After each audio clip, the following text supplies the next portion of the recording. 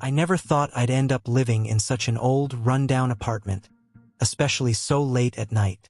As I stood before the building, dragging my suitcase behind me, the flickering neon sign above seemed uncertain whether it should keep glowing. The apartment wasn't far from the city center, but the eerie silence in the area made me feel uneasy.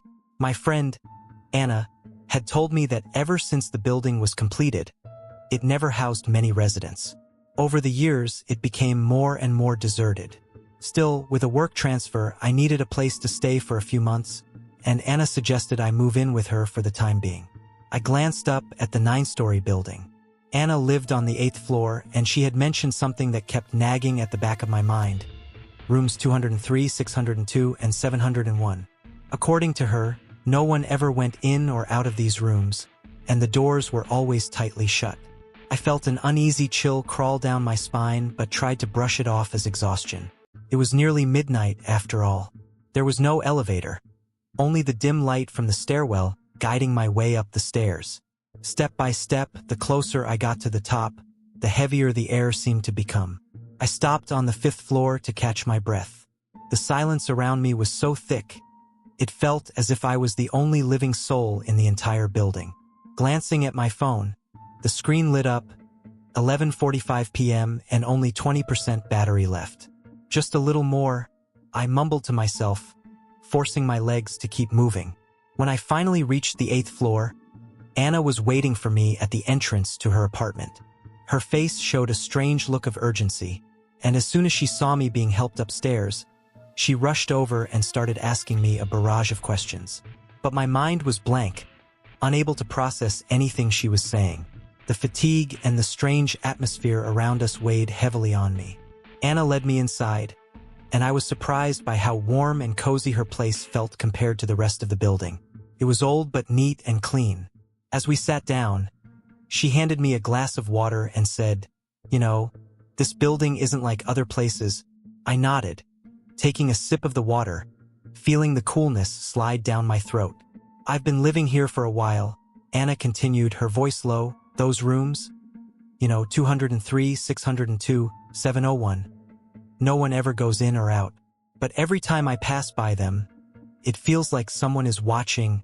I shuddered at her words, making light of it with a nervous chuckle. "Isn't that just the charm of old buildings? Cold, empty, and lifeless?" Anna didn't respond, just nodded silently. Early the next morning, before my alarm could go off, my phone started vibrating.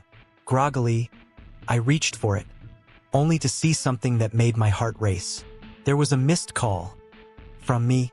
I jolted upright, staring at the screen in disbelief. How could I have possibly called myself?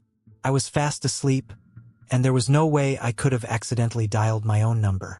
The unease from the previous night crept back into my mind. Maybe it was just a glitch, I told myself, trying to calm my nerves.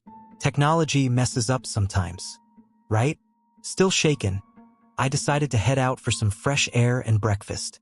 As I descended the stairs and reached the 2nd floor, a black cat suddenly appeared at the door of room 203, curled up beneath a dusty shoe rack. It meowed softly, then stood up and walked over to me, brushing against my legs. I bent down to pet its soft fur and whispered, "Where did you come from, little one? Is this your home?" The cat looked up at me, its eyes glinting in the dim light. But then, without warning, it arched its back, its fur standing on end. It hissed, its gaze fixed on something behind me, towards the stairwell. An icy chill shot down my spine. I spun around, my heart racing, but the staircase was empty, nothing but shadows. Yet, the cat remained tense, as if sensing some unseen threat. I stood up quickly, my pulse pounding in my ears, and hurried back upstairs. Something unseen was watching us. I could feel it. After the strange phone call and the cat's eerie behavior, I couldn't shake the feeling that something wasn't right about this building. There was a heavy weight hanging over me, like the air itself was thick with secrets. I needed to know more about this place, and the only person who could help me was Anna. That afternoon, after she got back from work, we sat down for lunch in her small but cozy living room. My eyes wandered to an old photograph hanging on the wall. It seemed to capture the building when it was brand new, gleaming and full of life. The apartments in the background looked fresh, the kind of place where families would have once thrived. "Anna, how much do you know about the history of this building?" I asked, keeping my tone casual. Anna set down her fork, a shadow passing over her face. She frowned slightly, as if weighing her words. "To be honest, I don't know everything," she said, her voice low. "But when I first moved in, I heard some stories from the neighbors. This building was built back in the 60s, and it used to be a really lively place. Families lived here, kids playing in the hallways. It wasn't like this back then." She paused, and I could see the hesitation in her eyes as she decided whether or not to continue. But then, things started happening. Strange things. Anna's voice lowered even further. The first was in 203. A couple lived there with their young daughter. Everything seemed normal, but one night, they disappeared. Just like that, gone. No one ever saw them again. The police came, they searched everywhere, but there were no signs of a struggle. No bodies. Nothing. A cold shiver ran down my spine. The very room she was talking about was the same one where I'd seen the cat earlier. After that, it spread, she continued. Room 602. The neighbors started hearing crying from inside. But when they knocked, there was only silence. And 701. The man who lived there started acting strange. People said he was possessed. He disappeared, too, right after acting like something was controlling him. Her words sent a chill down my back. The pieces were falling into place, but they formed a picture I didn't want to see. "So, what's really going on with this building?" I asked, my voice barely above a whisper. Anna stayed silent for a long moment. Then, with a slight shake of her head, she finally said, "I don't know, but there's something wrong with this place. Something not right." Her words hung in the air like a warning. Whatever was going on in this building, it had been festering for years, and it was far from over. In the days that followed, things took an even darker turn. Anna's work schedule was long, leaving me alone in the apartment most evenings. The oppressive air inside the building seemed to thicken with each passing day, as if the very walls were closing in. The silence that filled the building was suffocating, yet it felt like something was lurking just out of sight. That night, I had planned to go to bed early, hoping for some peace. But just as I was about to drift off, my phone rang. The screen glowed with a number I didn't recognize. Unknown caller. My heart jumped into my throat. I hesitated, my finger hovering over the answer button. My thoughts racing back to Anna's stories and the strange incidents that had already unfolded. Why was this happening again? With trembling hands, I pressed the answer button and brought the phone to my ear. "Hello." My voice came out as little more than a whisper. There was no response, only a faint crackling, like the soft hum of distant static. I waited, my breath catching in my throat. Then, just as I was about to hang up, I heard it, a low, drawn-out sigh. It was barely audible, but it was there, and it was chilling. My pulse quickened. I nearly dropped the phone in my haste to end the call, but I stayed frozen in place, gripped by an unnameable fear. The sigh lingered for a moment longer, and then, nothing. The line went dead. The silence that followed was deafening, filling the room with an eerie stillness. My chest tightened, and I realized I had been holding my breath the entire time. With shaking hands, I pressed the end call button, and the room fell into darkness once more. I couldn't ignore it any longer. Something was wrong, terribly wrong, and it all led back to 203. Summoning every ounce of courage, I rushed to find Anna. We needed to investigate, and I wasn't going to let fear hold me back anymore. If we didn't do something now, this thing would only tighten its grip. Anna and I made our way down the stairwell, the dim lighting casting long, distorted shadows against the walls. The closer we got to 203, the heavier the air became, and an unbearable stench filled the hallway. It smelled like something rotting, festering in the dark. The closer we got, the more overpowering it became, so thick I had to cover my mouth and nose to keep from gagging. "Do you smell that?" Anna asked, her voice muffled behind her hand. I nodded, the nausea rising in my throat. There was no mistaking it now. Something was terribly wrong behind that door. Something foul. I reached out, my hand trembling as I knocked on the door. The sound echoed in the hallway, loud and hollow. Nothing. The silence was thick and unnerving, and yet I couldn't shake the feeling that something, or someone, was watching us from inside. I was about to turn away when Anna grabbed my arm, her grip icy cold. "Look," she whispered, her voice trembling. I followed her gaze to the bottom of the door. A faint sliver of light seeped out from the cracks. Something moving inside. Just as I was about to touch the cold, metal door of 203, a deep voice broke the silence behind us. "You shouldn't be here." I jumped, my heart racing as I turned to see a tall figure standing in the shadows of the stairwell. He was a young man, dressed simply, but what caught my eye was the string of black beads he held loosely in his hand. The beads seemed to shimmer faintly in the dim light, casting eerie reflections. His gaze was fixed on the door of 203, as though he knew exactly what was behind it. "Who are you?" I asked, my voice tight with unease. "I live on the 9th floor," he said calmly, his tone betraying none of the fear that had gripped me. He stepped closer, his eyes never leaving the door of 203. "You're looking to get inside?" Anna took a step back, her anxiety evident. I could feel it too, the tension, the dread in the air. But my curiosity won out. I had to know what he meant. "We've heard about this room," I said, my voice wavering slightly as I gestured toward the door. "No one's been in or out for years. What's going on with it?" The man's lips twitched in a small, bitter smile. "No one's left this room," he said softly. "Not really." His words sent a chill down my spine. I stared at him, trying to decipher the meaning behind them, but his expression was unreadable. Cold, detached. "What do you mean by that?" Anna asked, taking a hesitant step forward. She was trying to keep her skepticism, but I could tell the fear was creeping in. The young man finally turned to look at us. "The family that lived here, they never left. One day they just vanished. Husband, wife, daughter, gone without a trace. The police investigated, but there was no evidence of a struggle, no sign of where they went. It was like they just disappeared." A wave of cold washed over me. I'd heard enough of these stories to know when something wasn't adding up. "How do you know all this?" I asked, narrowing my eyes at him. "I moved in after they were gone, but the rumors remained," he said with a shrug. "People talk. Some even say they still hear sounds from inside the room at night. Like the family never really left." Anna crossed her arms, trying to mask her discomfort. "So why hasn't anyone moved in since? Why leave the room empty?"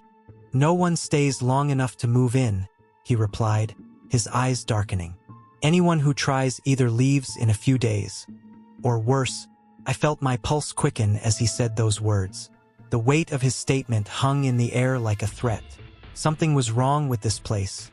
Terribly wrong.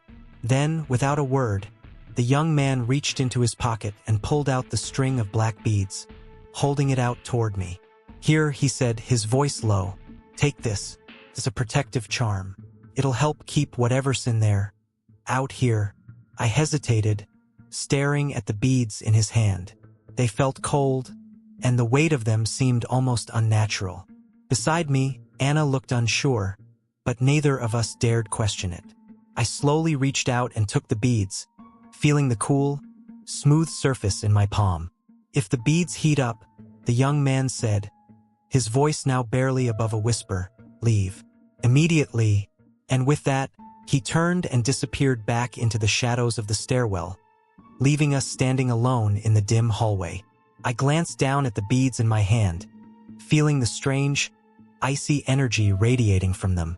Whatever was behind the door of 203, it was waiting for us.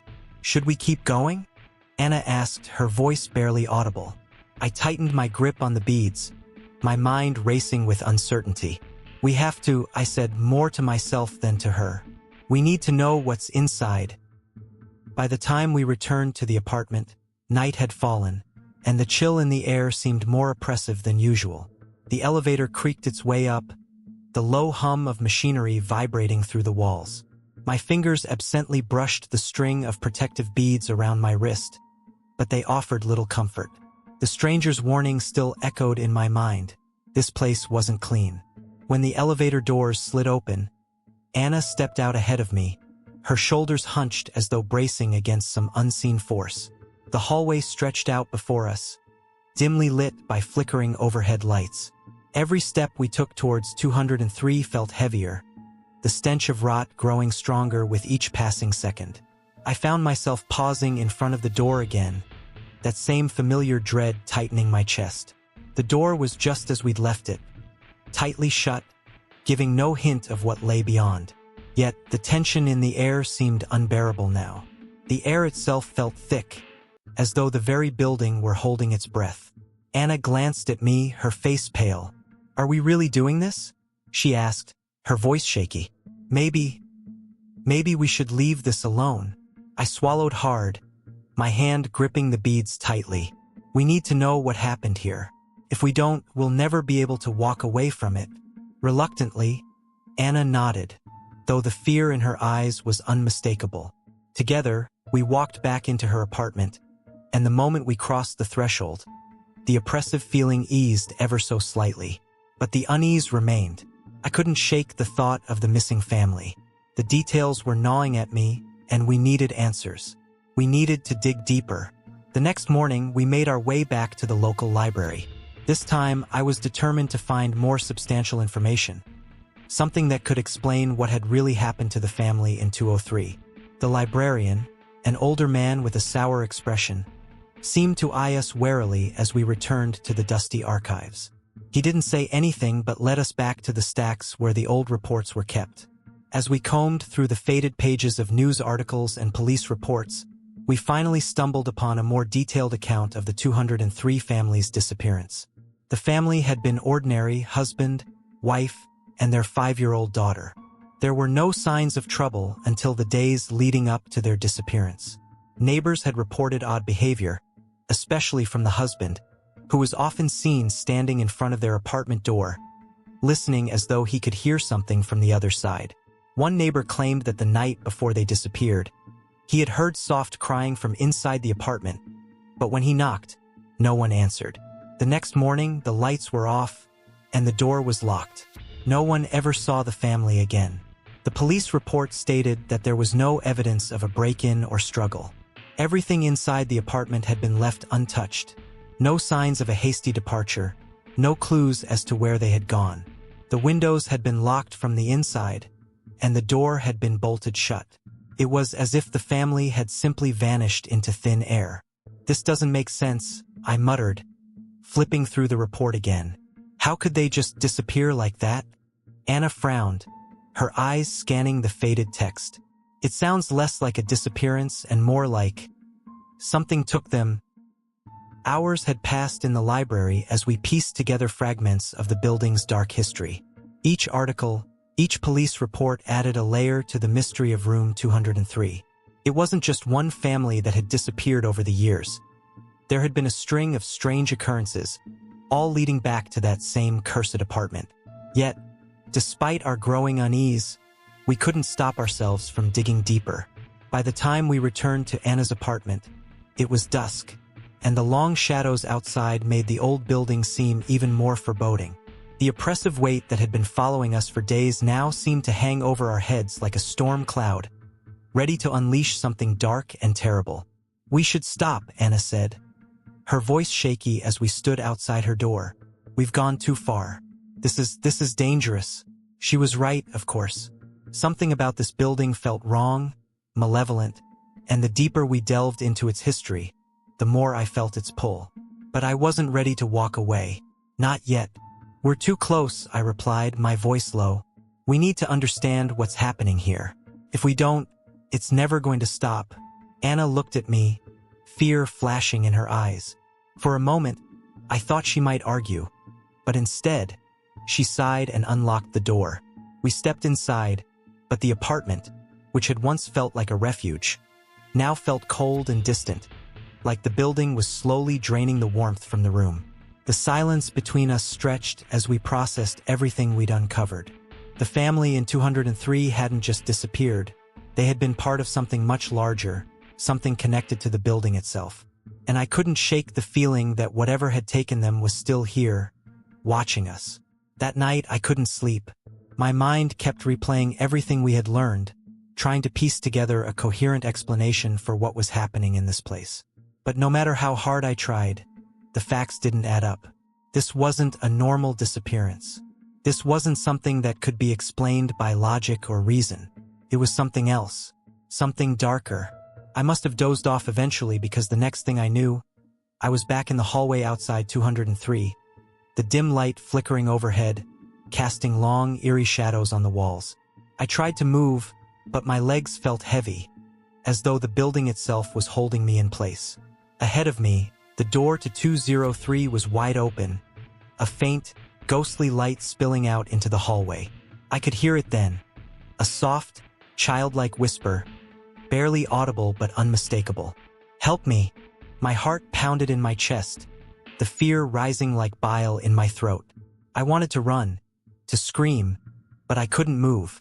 The door to 203 loomed ahead of me, and no matter how much I willed myself to turn away, I couldn't. I was being drawn to it. And then, just as suddenly as it began, the dream shifted. The door slammed shut, and the whispering stopped, leaving only silence. I jolted awake, gasping for breath. My body was drenched in sweat, and the oppressive weight of the building seemed to press down on me even in the safety of Anna's apartment. I had seen her, the little girl from the missing family, or at least what was left of her. The following morning, I told Anna about the dream, detailing every horrifying moment, from the ghostly light to the whisper that had chilled me to my core. Anna's face turned pale as I spoke, and I could see her hands trembling. "We need to leave," she said, her voice barely above a whisper. "This place, it's not safe. We have to get out." I couldn't argue with her. The more I thought about the dream, the more convinced I became that we were in danger. Something in this building wanted us gone. Or worse, it wanted to keep us here just like the family from 203. But before we could make any plans to leave, there was a knock at the door. Anna and I exchanged a nervous glance. Slowly, I rose from the couch and opened the door. The young man from the 9th floor stood there, his face drawn and pale. His eyes, once sharp and focused, now looked dull and tired. "You've been digging, haven't you?" he said quietly, stepping inside without waiting for an invitation. "I warned you to stay away." "We need answers," I replied, my voice firmer than I felt. "What's happening in this building? What's in 203? He sighed, running a hand through his disheveled hair. "You won't like the answer." He sat down, looking more exhausted than ever, as if the weight of the building had finally caught up with him. "I wasn't always a resident here," he began. "I moved in after the family disappeared. But the stories, the things people saw, they never stopped." I felt a chill creep down my spine. "So you're connected to them? The family?" He nodded slowly. "I knew them. Before they vanished, I stayed with them a few times. I saw things I can't explain. After they disappeared, I tried to leave, but this place, it doesn't let you go that easily." His confession hit like a punch to the gut. He wasn't just a random resident. He was tied to the very thing that was haunting us. "I think they're trapped," he continued, his voice low. "They're spirits. They can't leave. And if you get too close..." He didn't finish the sentence, but I didn't need him to. I understood. If we didn't leave soon, we would be next. We packed in silence, the weight of the young man's warning hanging over us like a dark cloud. The air inside the apartment felt heavier, more oppressive than ever, as if the very walls were closing in. My fingers trembled as I stuffed clothes and belongings into my suitcase, the tension gnawing at my insides. Anna wasn't doing much better. Her face was pale, her movements mechanical as she gathered her things. Neither of us said it out loud, but we both knew we had stayed too long. Whatever was haunting this building, it was already too close. With everything packed, we stood by the door, hesitant to leave. The fear of what might follow us clung to the air like a thick fog. My heart pounded in my chest, and I could feel the cold sweat trickling down my spine.